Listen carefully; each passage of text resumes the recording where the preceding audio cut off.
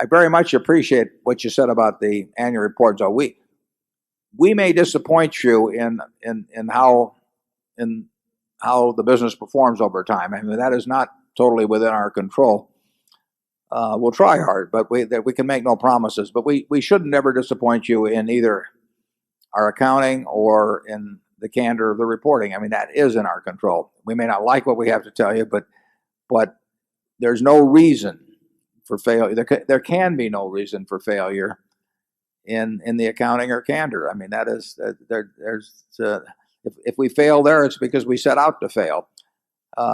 We can fail in terms of operating performance for a lot of reasons, some within our control and some without our control. But and that can happen, and if so, we'll tell you about it. But we're going to try very hard to make sure that you see the business in a form exactly like we see the business, and that we don't sugarcoat things, and we don't put spin on things, and we'll judge ourselves to a significant degree by how we handle that particular part of the problem. We'll also try to do a good job in operations. Charlie, do you have anything to add on that? If not, it's 3:30.